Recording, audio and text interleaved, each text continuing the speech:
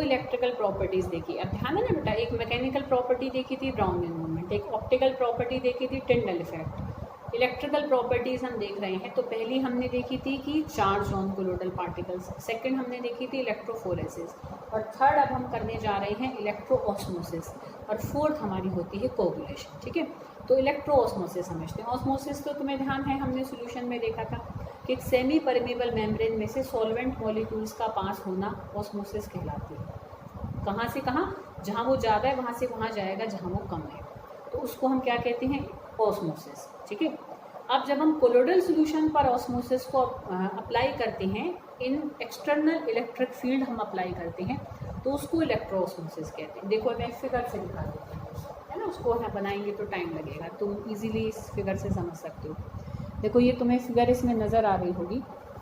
देखो हमने सेंटर में तो क्या है, कोलोइडल सॉल्यूशन को भर लिया है। ठीक है, यहाँ से ऊपर से कोलोइडल सॉल्यूशन डालते रहते हैं। इधर भी खाली पानी है, इधर भी खाली पानी है। ये सेमी परमेबल मेम्ब्रेन से हमने इसमें 3 कंपार्टमेंट्स बना रखे हैं। मतलब ये एक वेसल है जिसमें हमने यहाँ एक सेमी परमेबल मेम्ब्रेन बांध दी, इधर एक लगा दी, बीच में भर लिया कोलोइडल सॉल्यूशन। अब यहाँ भी साफ खाली पानी है, इधर भी खाली पानी है। ठीक है, आ रही बेटा बात समझ में? अब हम देखो यहाँ पर एक तरीके से क्या करेंगे, हमने एक्सटर्नल इलेक्ट्रिक फील्ड लगाई यहाँ पर। जहाँ पर मान लो जैसे चार्ज में देखो, तो इधर जैसे हमने यहाँ नेगेटिव इलेक्ट्रोड को हमने एक प्लेट डाली, और इसमें हमने पॉजिटिव मतलब एनोड की हमने प्लेट डाली। ठीक है बेटा, तो जैसे कनेक्शंस कंप्लीट होंगे ना बेटा, तो यहाँ देखो क्या होगा कि देखो हम इसको ऐसे मानकर चलते हैं कि अगर कोलोइडल पार्टिकल हमारे पॉजिटिवली चार्ज है ना, तो ऑटोमेटिकली उसमें जो सॉल्वेंट के मॉलिक्यूल्स होंगे, उसमें जो डिस्पर्शन मीडियम के पार्टिकल्स होंगे, उनमें नेट एक नेगेटिव चार्ज होगा। मतलब ये एक नॉर्मल सी बात होती है कि कहीं एक बहुत पॉजिटिव है तो दूसरा उसको कोई अट्रैक्शन दे रहा है, दूसरे के साथ वो बन रहा है, तो उस पर नेट एक कोई नेगेटिव चार्ज, नेट एक अपोजिट चार्ज उस पर आ गया होगा। समझ रहे हो बेटा बात को? ठीक है, तो इसको हम इस तरीके से भी ले सकते हैं, या देखो मतलब ये एक तरीके से हमारा एक सिंपल लॉजिक है, हम इससे इसको एक्सप्लेन कर सकते हैं।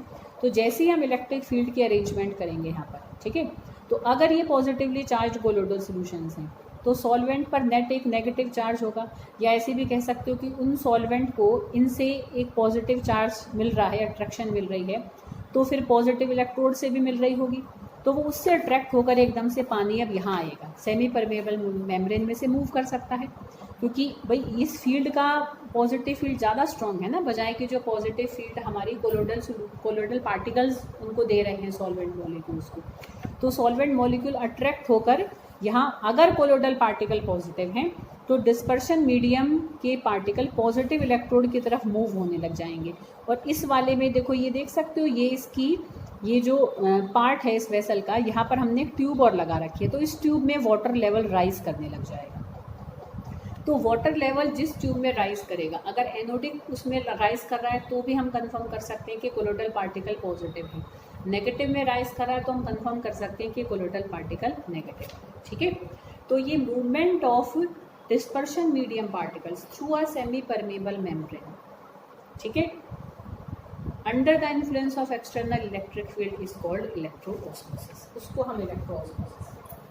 अब हम अपनी लास्ट इलेक्ट्रिकल प्रॉपर्टी कर लें, and that is the most important aspect of properties as well as colloidal solution, जिसमें से हर बार जरूर क्वेश्चन आते हैं, किसी भी तरीके से आते हैं, एंड दैट इज कोगुलेशन। क्या कहते हैं उसको? कोगुलेशन भी कहते हैं, प्रेसिपिटेशन भी कहते हैं, फ्लोक्यूलेशन भी कहते हैं। ठीक है, तो मेन जो टर्म है वो कोगुलेशन है। ठीक है, तो देखो कोगुलेशन क्या होता है। तो देखो कोगुलेशन हमारा ये होता है, देखो अब ऐसे समझो कोगुलेशन को कि हमने ये कहा कि एक स्टेबल कोलोइडल सिस्टम कब बनता है। स्टेबल कोलोइडल सिस्टम में क्या होता है?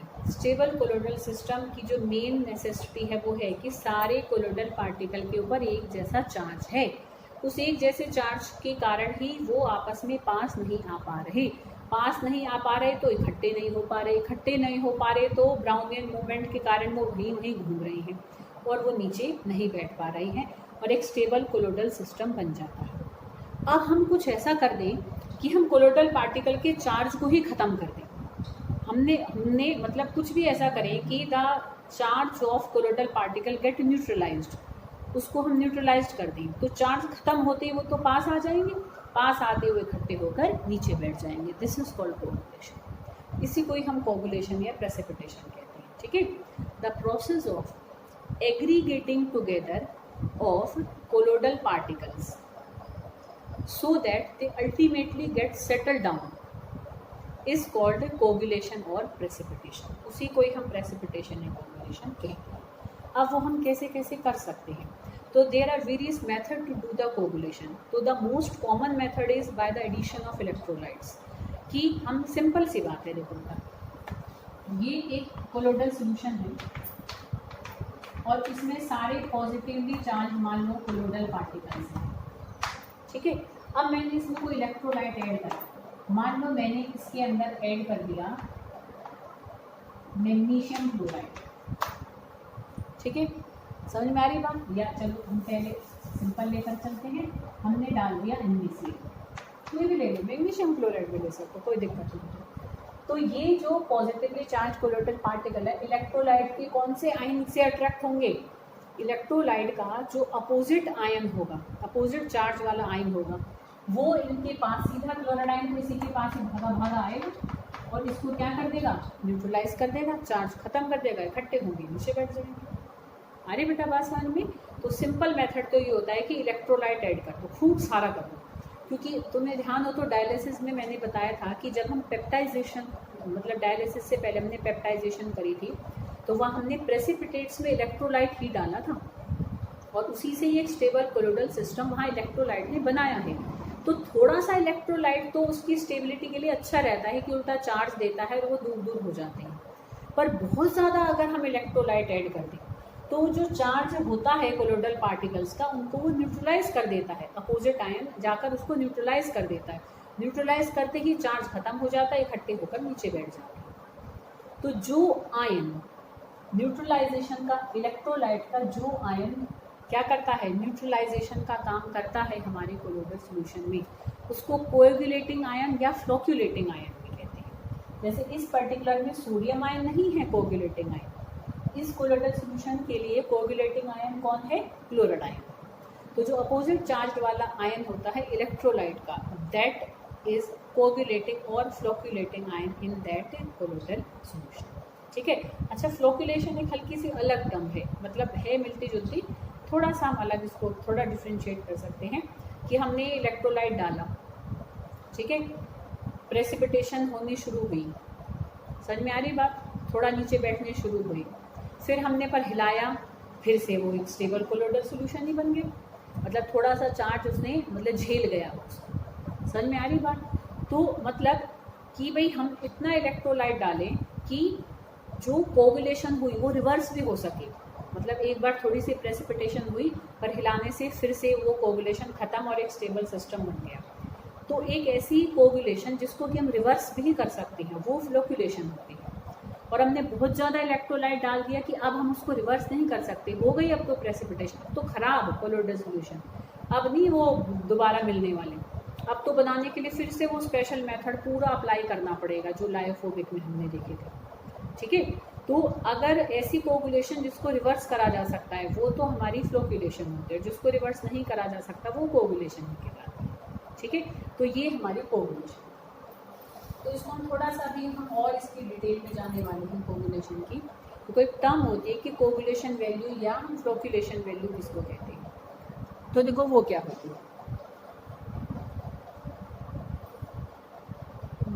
चलो यहीं से देख लेते हैं कि देखो क्या होता है कि कोगुलेशन वैल्यू या फ्लोक्यूलेशन वैल्यू होती है किसकी? इलेक्ट्रोलाइट की होती है, जिस इलेक्ट्रोलाइट को हम ऐड कर रहे हैं फॉर डूइंग द कोगुलेशन।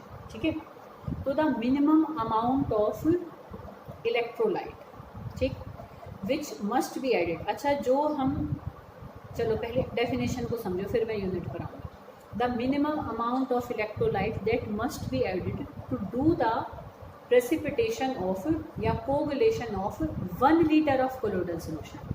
मतलब किसी भी 1 लीटर के कोलोइडल सोल्यूशन की पूरी कंप्लीट कोगुलेशन कराने के लिए कोई इलेक्ट्रोलाइट कितना डाला गया इन मिलीमोल्स। उसको मेजर हम किस में करते हैं? मिलीमोल्स में। एक तो मोल होता है, मोल की भी अगर मैं क्या कर लूँ एक तरीके से 10 की पावर और -3 हो जाएगा। समझ में आ रही बात? -3 होगा नहीं +3 होगा, तभी तो वैल्यू बढ़ेगी ना। ठीक है बेटा, आ रही बात समझ में? जैसे कि भाई मिलीलीटर लीटर से एक तरीके से कैसी होती है, वैसे तो छोटी यूनिट होती है, ऐसे मिलीमोल्स में। समझ में आ रही बात? The amount of electrolyte in millimoles which must be added to 1 liter of colloidal solution to do its complete precipitation is called its coagulation value या flocculation value। उसको हम coagulation value या flocculation value कहते हैं। समझ में आई बेटा बात? अब यहाँ समझना बेटा बात को कि अब देखो बेटा यहाँ पर जैसे ये पॉजिटिवली चार्ज्ड कोलोइडल सॉल्यूशन है, ठीक है, इसमें मैंने एक डाला NaCl, ठीक, एक मैंने इसमें डाला मैग्नीशियम सल्फेट। ऐसे नहीं करें, अलग अलग बीकर बनाएंगे, है ना, एक में थोड़ा ना डाल देंगे। हम कंपेयर करेंगे कुछ इलेक्ट्रोलाइट्स की कोगुलेशन वैल्यू को, तुम देखकर समझोगे कि देखो किसकी ज़्यादा है और किसकी कम है। देखो ये 3 हमने छोटे छोटे से बीकर लिए, है ना, हमारे पास लैब में छोटे छोटे बीकर, ठीक, लैब भी तुमने याद रख लिया बहुत। तो देखो हमने यहाँ पर क्या करा, तीनों में हमने 1-1 लीटर का सेम कोलोइडल सॉल्यूशन ले लिया। कोई मान लो हमने पॉजिटिवली चार्ज कोलोइडल सॉल्यूशन लिया, जैसे मान लो हमने फेरिक हाइड्रोक्साइड का ले लिया। इसमें फेरिक हाइड्रोक्साइड की कोलोइडल सॉल्यूशन हमेशा पॉजिटिवली चार्ज होता है, ठीक है। सब में 1-1 लीटर ले लिया, बराबर बराबर।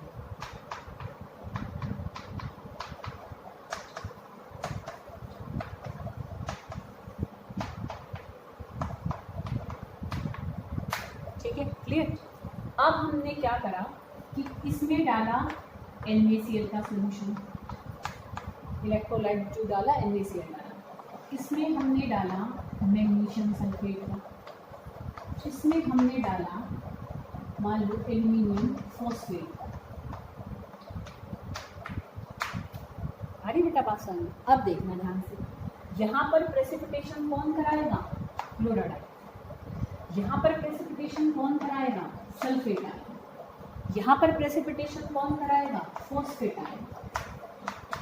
अब तुम देख सकते हो बेटा, इसका एक आयन, एक ही आयन की प्रेसिपिटेशन करा सकता है, पर इसका एक आयन 2 कोलोइडल पार्टिकल की प्रेसिपिटेशन करा सकता है, और इसका एक आयन 3 कोलोइडल पार्टिकल की प्रेसिपिटेशन करा सकता है। समझ रहे हो? तो किसकी कोगुलेशन वैल्यू एक तरीके से ज़्यादा होगी? किसकी कोगुलेशन वैल्यू ज़्यादा होगी? इसकी ज़्यादा होगी। समझ रहे हो? पावरफुल ये है, कोगुलेशन पावर इसकी सबसे ज़्यादा होगी, पर कोगुलेशन वैल्यू तो इसकी सबसे ज़्यादा होगी ना।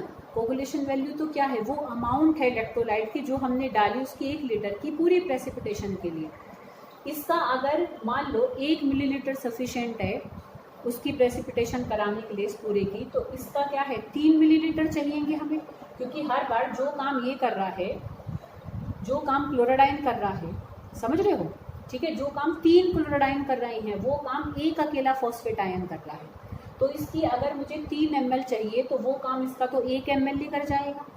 तो जिस इलेक्ट्रोलाइट की कोगुलेशन वैल्यू कम होती है उसकी कोगुलेशन पावर उतनी ही ज़्यादा होती है। अरे बेटा ये बात समझ में कि lower the coagulation value more powerful is that coagulating ion, ठीक है, या दैट इलेक्ट्रोलाइट। अरे बेटा बात समझ में? तो ऐसे ध्यान रखना, ये ऐसे करके बेटा कई बार आ जाता है, देखो ऐसे मैंने ऑर्डर भी लिख दिया है, तो ये ऐसे ये ज़रूर ध्यान रखना बेटा, ऐसे ही क्वेश्चन इसमें खूब आते हैं, ठीक है। कि देखो ये मैंने कुछ तुम्हारे पॉजिटिवली चार्ज आयंस के लिख रखे हैं कि भाई अगर कोई नेगेटिवली चार्ज कोलोइडल पार्टिकल है तो एल्यूमिनियम आयन जिसमें होगा वो सबसे एफिशिएंटली काम करेगा, बेरियम आयन वाला पे 2 पॉजिटिव चार्ज हो जाएगा, सोडियम आयन वाले पर 1 ही पॉजिटिव चार्ज होगा। तो जितना ज़्यादा चार्ज होगा कोगुलेटिंग आयन के ऊपर उतना ही ज़्यादा वो क्या कराएगा? प्रेसिपिटेशन करा पाएगा, ठीक है बेटा। अरे बात समझ में?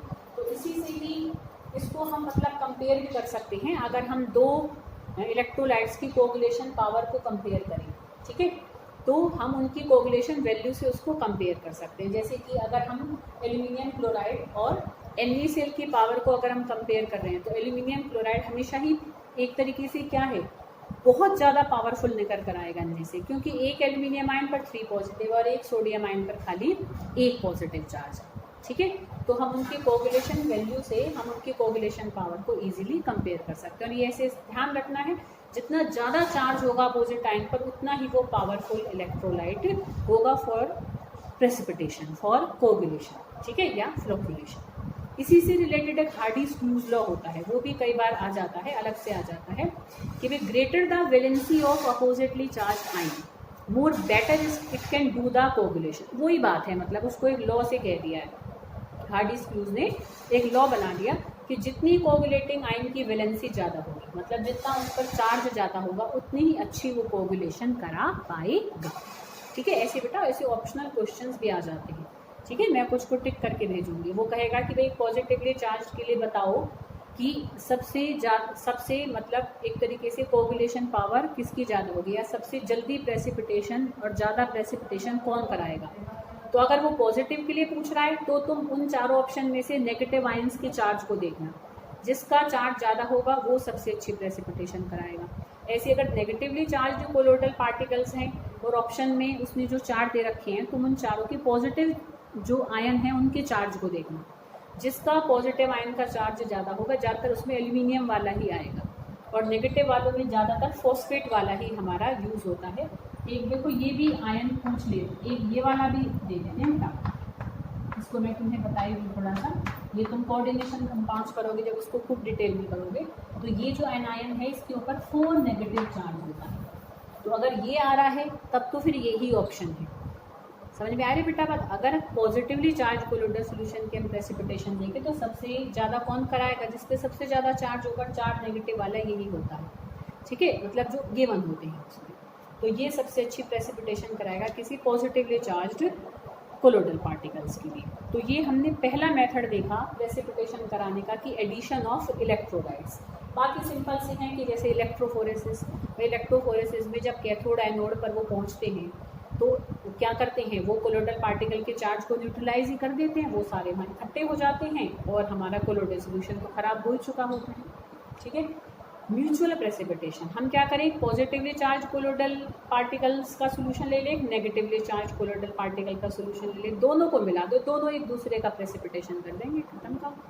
ठीक है, ऐसे ही बाय प्रोलॉन्ग्ड डायलिसिस, डायलिसिस को लंबा खींच दो तो जो आयंस उसके सरफेस पर एड्जॉर्ब हैं वो भी निकल जाएंगे, वो भी निकल जाएंगे तो फिर तो खराब कोलोइडल सॉल्यूशन। या बाय हीटिंग और कूलिंग, बहुत गर्म कर दोगे ना तो जो लेयर एड्जॉर्ब होती है वो हट जाती है, उनके हटते ही तो उनका चार्ज खत्म, फिर वो इकट्ठे होकर नीचे बैठ जाते हैं। बाय कूलिंग भी, मतलब बहुत ज़्यादा अगर हम उसको क्या कर देंगे, एक तरीके से ठंडा कर देंगे, तो बहुत ज़्यादा ठंडा करने से भी क्या है कि वो लेयर बड़ी डिस्टर्ब हो जाती है, अट्रैक्शन ही नहीं रह जाती उनके बीच में, और तब भी कोलोइडल सॉल्यूशन हमारा डिस्टर्ब हो जाता है। ठीक है, तो ये सारा हमने देखा अबाउट द प्रेसिपिटेशन, कोगुलेशन या फ्लोकुलेशन, या all about the properties of colloidal solution.